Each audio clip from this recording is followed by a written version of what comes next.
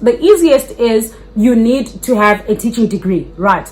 But the best part is you can also come and teach in China without having a teaching degree. So one of the reasons why they do medical checks for you, it is to check if you have any chronic diseases and stuff like that.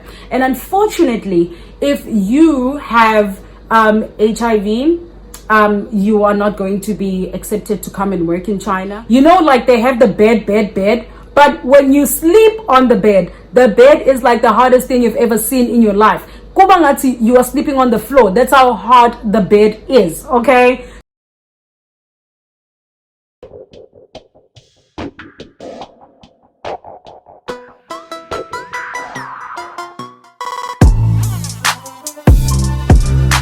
Opportunities don't happen, you create them.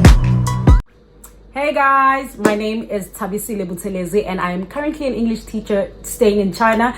I am teaching English as a second additional language, but that's what we call it in South Africa. In China it's called ESL, which is English second language. And I have been here for the past close to 2 years now, and I haven't seen my family ever since, thanks to COVID. Know what I'm saying? And I'm also a YouTuber, so on my YouTube channel I actually just show my life around living in China, what it's like being a black person, and also just sharing my experiences. I do a lot of story times and stuff like that. But anyway, you all, I'm not here for that. Thank you very much to Sophie for giving me this amazing opportunity to be here and share my experience and journey with you guys. And I just felt like today we are just gonna do a little chit chat, you know, just talk about my life living abroad and stuff like that. So to anyone that doesn't know me, like I said, I'm from South Africa and I am currently 24 years old. I just turned 24 last month, and I am I'm from Joburg. I stay in the East Rand. I'm from Vosloorus to be exact, and I studied at the University of KwaZulu-Natal. I did a Bachelor of Social Sciences majoring in psychology and criminology, and I also have an honors degree in criminology because I just like stuff like that, okay? So starting my journey of wanting to come to China, honestly speaking, I didn't think I would ever want to come and work abroad, okay? Like I was always this person that I love traveling, and I was always this person that obviously wanted to travel one day, but I always thought I would like to travel using my own money, okay? Like travel for leisure, you know, like going to the Bahamas, going to the Maldives, okay? I never really thought I'd ever want to move out of South Africa and leave. So how I was introduced to the journey or this opportunity of working overseas, I was introduced by a friend of mine. I actually, like, he wasn't really my friend. He was like a person that we went to the same university with. So this one time I was on Facebook scrolling up and I'm like, hello, how did you get to China? You know, because like I could see like he was living life. So I was like, okay, can you please tell me, like, you now stay in China? He's like, yeah. I'm like, can you share some details? Thank God, because in life we still have people who like sharing information about things that they have going on in their lives and stuff like that. They're never really stingy. So he sent me agencies that I can use. He like recommended agencies that have helped a lot of people come to China, and also he like gave me basically all the information that I'm actually gonna run through with you guys throughout the video, okay? And then I was like, okay, I think I would like to do something like this because I actually worked when I left South Africa. I worked at a bank, but it wasn't really something that I wanted, or you know. So I was like, okay, I think it's time for me to try something different because I'm young. There's a lot that I want to accomplish before a certain age, and I just needed to do something about it, you know. And also because I loved traveling, it was like, wow, you know, it was a nice experience for me because I've never really left the country before. This was like the first time ever in my life, like leaving a country and coming to China, you know. So I have some of the questions that I heard that you guys are so interested in wanting to know. I'm sorry for dragging this video, you all. I'm so sorry. So anyway, the first question is actually about how I grew up, where I grew up. Okay, I just told you guys about that I am from South Africa and I come from Vosloorus and I went to UKZN, right? Second one is how you got to China. Was it via an assistance of an agent or I did it myself? All right, so with this one, I went through the agency route. So one of the reasons why I went through the agency route was because baby girl can be really slow sometimes, okay? Like, I literally kid you not, I have this thing, when I want to do something and I don't want complications and stuff like that, I just want to go through the agency route because I wanted someone that was going to tell me exactly what I had to do at what time, what step did I have to follow, what did I, like, like everything to the T. I hate not knowing, like, okay, Mangsugaku point 1, am I going to point 2 or point 1.2, So I wanted someone that knew exactly what I had to do and tell me, okay, now it's time to do this. So other people that I know, they actually knew how to like do it on their own. So one of the things that the agency helps you with is they help you with authenticating your documents. So some of the documents that you need is you need to have a TEFL certificate if you don't have a teaching degree. But if you have a teaching degree, you don't need a TEFL certificate. You need to have a passport. That's a given. You need to do your medical checks and also do your criminal check. So if you've had like a criminal background and stuff like that, unfortunately, and with your medical checks as well, you need to like go and check if everything is fine. Do you have any chronic diseases? Are you healthy or fit enough to come and work here? Because as a teacher, most of the time you're working with students, and most of the time people work at training centers, so they're working with kids who are who are younger than 12 years old, and you do a lot of running around and stuff like that. So they try to check if you are going to be able to cope with stuff like that. So yeah, you need stuff like that. So your agency will help you with authenticating all those things. So when you authenticate those things, you need to go to the embassy, you need to go to the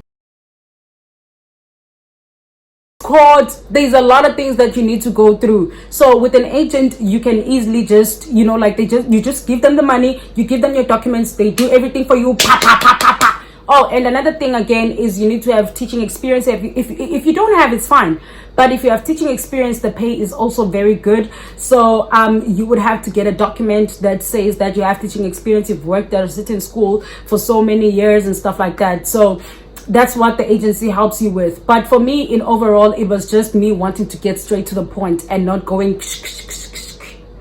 All right, so second question was, how does one get to be an international teacher and what qualifications do they need in order to be a teacher? All right, so with this one, of course, the easiest is you need to have a teaching degree, right? But the best part is you can also come and teach in China without having a teaching degree. That was literally like the best thing ever, okay? Like, you come overseas and you work for something you were not qualified for. But there is a catch. If you don't have a teaching degree, you will have to do a TEFL certificate. So a TEFL certificate, it is teaching English as a foreign language. Yes, that's what TEFL stands for. So it teaches you basics on how you are teaching. You do lesson plans. You need to do assignments on how you conduct lessons, how you deliver lessons and stuff like that. So there are a lot of different companies that offer this TEFL. It runs from as little as 300. I know some companies that actually do it for 300 rands, and up to, those that have money, you can always go to the prestigious ones, but they are all the same. As long as the TEFL is accredited to like allow you to work in China as an English teacher, then that's it. So number one, you need your TEFL, or you need if you have a TEFL, you need a degree. Okay, you need a degree. And then you need to get a TEFL if your degree is not in teaching. If it's in teaching, then great. You need to do your medical checks, like I said. You need to do your police clearance. You need to do a clearance certificate from the police station. So like they use your fingerprints to check if you don't have any criminal records and stuff like that. You also need to get your passport. Like I said, that's a given. And then after that, those are the only documents that you need, right? And then what else? I hope I'm not forgetting anything. No, I'm not forgetting anything. So those are just basically all the documents that you're going to need for you to come and teach in China. marvelous. All right. And then if you have working experience, you will also need to add that as part of your working experience. Here it depends on cities, because different cities work in different ways. So you can find that a city in a certain province does not require the same requirements as anyone, like one of your friends or whoever you know that stays in China, or where I am. So it differs. But if you have a teaching experience, it's actually good, because even your pay is gonna be like a bit, because you know the environment. And then the next question, how does one, some say that your health, such as HIV, is considered in terms of getting a job in China. Is this a fact or a myth? It is a fact. So one of the reasons why they do medical checks for you, it is to check if you have any chronic diseases and stuff like that. And unfortunately, if you have HIV, you are not going to be accepted to come and work in China. But I stand to be corrected, okay? Because laws here change all the time. But from what I know and what I've been told, and from my own research and experience, if you have HIV and AIDS, you cannot come and work in China automatically. Like, if it shows on your medical checks, because they test you for that as well, you will not be like accepted to come and work here. And another thing is, when you do your medical checks, you will also get your medical checks done here in China. So it's not like it's something that probably you can get someone to conceal so that you come this side, because eventually they will find out. Immediately when you come, like first week, you will go for another medical check, and they will check if your medical check that you came with from South Africa actually matches the medical checks that you came with to China. So yeah. And then the second one is, the next one is, how is it like living in China as a black person? Do you see a lot of black people, and how do you communicate? Now guys, this is like the part in my life where it just mind boggles me all the time. Okay, so first thing is, being black in China is like in any other country. Okay, like if you're not originally from that country, you will feel that you are not from this country. But people here are actually very welcoming. They are really nice people, very friendly people. You will find a few ignorant people here and there, but I mean, right? So you will find a lot of great people, honestly, like a lot of great people. So like, even counting that, you'll find a lot of some ignorant people. Doesn't really matter, because it's like what, 10%. So it doesn't really matter. And then, yes, there are a lot of black people. In some cities, they're like a minority of black people. So it depends on what city you are in. So, for example, if you decide to go to a bigger city when you come to China, you will definitely meet a lot of black people. And it won't be a problem for you to make friends and stuff like that. Because, for example, with me, before I moved to China, before I moved to the city that I currently stay in, I now currently stay in Suzhou. I used to stay in a city in Yueyang, and the city of Yueyang, it's in Hunan province. So in that city, it was a bit, like there were foreigners, but they were not as much as they are here in Suzhou. And it also depends, like, what type of a person are you? Like, are you a socialite person? Are you a person that just likes keeping to themselves? Normally, yes, I am a person that likes socializing with people, but at the same time, because I'm a person that likes being alone as well sometimes. So most of my friends, like, I literally have 2 friends here in this city, and this city has a lot of foreigners. I kid you not, a lot. So if you go to bigger places like Shanghai, Beijing and stuff like that, you will definitely meet a lot of foreigners. And in terms of communication, they are like, I feel like there's a huge bridge or gap when it comes to foreigners that can speak Chinese and a lot of Chinese people that can speak English. So most of the time when you want to talk, like, you always need to use a translator. Like, I am just that person, girl. I use my translator all the time. I'm just like, Then there are times where you learn like little basic phrases. Like, if for example someone is asking you, if someone wants to talk to you about something and you don't even know what to say to that person, number one rule, I feel like everyone in China who is a foreigner, the first phrase that they learn when they come is Timbudong. So Timbudong basically means I don't understand. Like, I hear you are talking, but what are you saying? Okay. So you can teach yourself stuff like that. Then you can teach yourself basic stuff like, please, thank you, hello, like ni hao ma. When you want to say where you stay, wojutsai nali, wojutsai palapalapa, then you say where you are going, I mean where you stay. You can teach yourself stuff like here, like Julie, if it's not here, push it, Julie. And one thing I like is if you have to go to places, sometimes it's not really that complicated. As long as you have your maps, I mean your Apple Maps or Google Maps or whatever, and your translator, you are able to go throughout China, because they use public transport most of the time. So like we have a lot of high-speed trains, subways and stuff like that. And if you are in a cab, we don't have taxis here, we have cabs. And most of the time, because you use your phone to like pay for stuff, it's really easier, because you just get in the cab, you show the driver the location, or you can book a Didi. So a Didi is like it's like Uber. Yes, a Didi is like Uber, so you can use that as well to with that it's easier, because you just put in the location and it takes you to wherever you have to go. You don't have to talk to the driver, you don't share your cab with anybody, you are just there on your own. Okay, so I think that is like one thing that I feel like makes life a bit easier for you as a person staying in China. So yeah. And then the second one is, do you think that there are job opportunities for South Africans in other fields other than teaching, other than a teaching job? With this one, I'm not really sure, because I've never really like thought of wanting to work in any other field except teaching here, except for teaching, because I realized I actually love my job. I think one of the reasons why I love my job is because I love children. So that's just been something that I've always focused on. But I know some foreigners who actually work here doing other things, because there are a lot of universities as well. A lot of students come to study in China, and they study throughout a lot of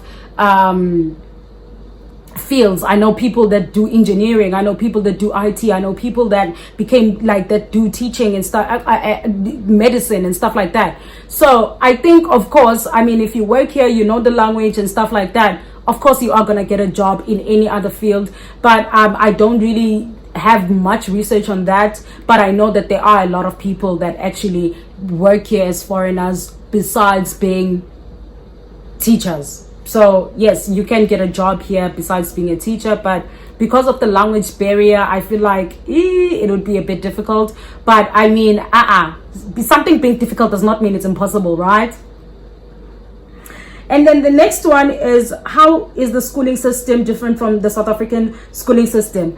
Okay, so me now, before I worked at a training center. Firstly, let me just say, I don't think in South Africa we have anything called a training center, guys. Okay, this is something that I realized when I came here. So this is more like extra classes, but they call it training center because it's like the school only focuses on just teaching you English, okay, like from speaking, writing, anything, but it's just solely in English. So that's why it is called a training center. Then we have kindergartens. So here, one thing that I realized is, firstly, the semesters are not the same. So you know how we work on terms, like we have 4 terms in South Africa. So here in China we have 2 semesters. So kids they have holidays in between, but they close twice a year, which is around New Year, because China has a different New Year's Eve compared to the rest of the world. So in China we actually have 2 New Years. We have our original New Year, which is us. Then we have the Chinese New Year, which is around February. I know that's weird, but literally that's it. Okay, so kids close during that time, and they also close around June until September. And then one thing I realized is, if you work for a kindergarten is like crash. We call it crash in South Africa. And then there, the teaching style is just different. Okay, I don't know, like maybe it's because I went to a crash. Like my crash is not really that it's a long time ago, but I mean I don't remember being taught the way I teach here. So here, one thing that is important is always make sure that your lessons are fun. Make sure that your teaching is cool. Make sure that your kids enjoy your lessons. So you need to always play games. You need to always come up with fun activities. You need to always, like your classes, you are teaching English. Make sure kids grab whatever it is that you are teaching them, but make sure that the classes are also really, really amazing. They are like the best. Like when it's English time, the kids can't wait to go to your classes. Okay, so you should be a person that's like almost thinking outside the box and stuff like that. So I would say that's the difference between here and South Africa, because in South Africa it's all about theory. Okay, you must just learn. Okay, like if you really enjoy the subject, that's because you really, really enjoy the subject. But here, most of the time, teachers try to go all the way out to make sure that the students enjoy the subject, and I think that is like the difference that I have seen so far. And then next question is things to consider before going to China. Guys, this is one of the mistakes that I did before I actually came to China. I was just a person that was just so excited to move overseas. I didn't care about anything. I didn't care on doing my research, where I was going, how much money am I gonna need and stuff like that. So I would say the most important thing to do, firstly, research on what kind of school you want to work for. Do you want to work for a kindergarten? Do you want to work for a training center? Do you want to work for a university, primary school, middle school? Make sure that you research on the type of salaries you want to stay in. Okay, so here in China, we have three cities are divided into three categories. So we have first tier, second tier, third tier. First tier is the most expensive, like Beijing, Shanghai. Third tier is like the cheapest. Then second tier is like the middle. It's not expensive, but it's also not cheap.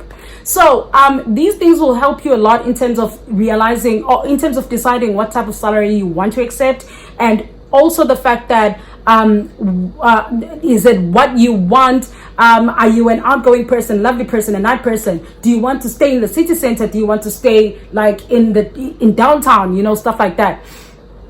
So those are the things that you should consider. And another thing that I would like to urge people is don't be gullible. Look at the money and be happy. Like, oh my God, do your research. If you go to a school, there's a page called South Africans Living in China on Facebook. So it's all teachers that currently stay in China. So I'd suggest that you use that page to actually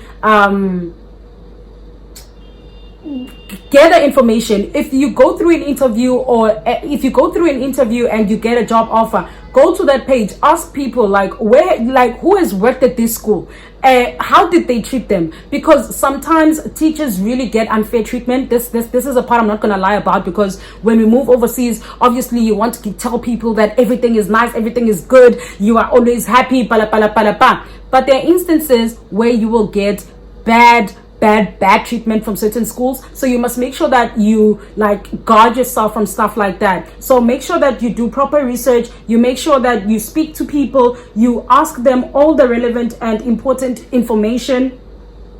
Sorry on that, guys. You ask them important and relevant information, okay? So that you don't get here and have a problem, okay? Like, ask necessary information. No matter how stupid you think a question is, ask it. It's going to help you in the long run. Ask people. Ask the school to refer you to other teachers that worked at the school. It's going to help you a lot. I promise you, a lot. I kid you not. So, next question is the cost of living versus government benefits. Okay, so the cost of living in China is actually very, very cheap. I am not gonna lie. If you are going to be a person that's gonna come to China and you try converting everything you buy, you will feel like it's very expensive when you compare it to the rand. But if you just come to China and you're like, okay, this is China, they use this currency, you will realize China is very, very cheap, from clothes, food, living expenses, water and stuff like that. I mean, the apartment that I'm currently staying in, I've been staying here for the past 8 months now. Yes, I've been staying here for the past 8 months, and I've paid water, like I've paid for water, I think once in my life, ever since I stayed here. And it's like it was 200 RMBs. Okay, well, the person that stayed here before that actually paid for the water before he left, but it was 200 RMBs. That was like months ago. The only thing I pay for in this house is just electricity, and it lasts me for like a month. Okay, so like 200 RMBs is equals to let's say plus minus 400. I paid that like a long time ago. Okay, I forgot that I had to pay for water, and I'm sure when I leave this apartment the water would still be there. That's how cheap the living expenses are. And then when it comes to government benefits, I wouldn't say as a foreigner I've experienced any foreign, like any government benefits, but when you work here, most schools like do give you a lot of good benefits. Like you get an apartment for free, so you don't have to pay for your rent. And most schools are actually closer to where you stay, so you don't have to travel far. So you don't have to pay to worry about transport or anything like that. So I think that is like the best part about working here. And sometimes schools pay for your tax, so they might tell you like after tax this is how much you earn, or sometimes they pay for your like they give you before tax, then they tell you how much the tax is going to be, and it's really not that expensive. So yeah, next question, what are the top 3 cultural shocks? Okay, so this one is like literally the most shocking thing for me. Okay, so when you come to China, number one, you'll realize that they have squatting toilets. Okay, so you know, like we back home, we have like the toilets with the seat and here no, they don't, they have that, but mostly don't have that. It's like their cultural thing. So you squat when you sit on the toilet instead of just sitting on the seat. Okay, that was like shocking to me, because I was like, Aibo, like, so I have to pajama when I have to use the toilet? Yes, that's exactly what you have to do. The second one, it is the spitting. Okay, now this one for me was not just a cultural shock, it was actually a very disgusting thing. Okay, but so in China, hey, spitting is like you know, guys, like I still struggle with this. I've been here for like close to 2 years, but I still struggle with this. Every time when I see it happening, I'm just like, ew. That's how disgusting it is. They don't care. They don't have the courtesy to look at you and respect you and be like, what is she gonna say if I spit next to her, or if I spit and she's watching? They don't care. They will spit everywhere. Okay, that was shocking and disgusting for me.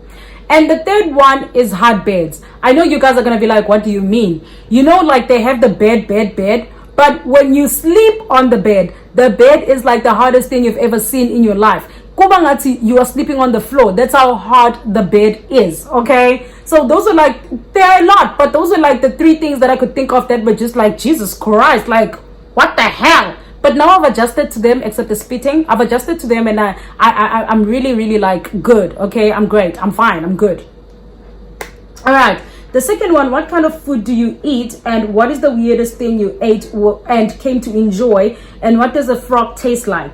All right. So what kind of food do I eat? I really still don't like Chinese food, to be honest. So most of the time I cook my own food. They have Western restaurants as well, so you can get some Western restaurants like McDonald's, Pizza Hut, KFC, Burger King.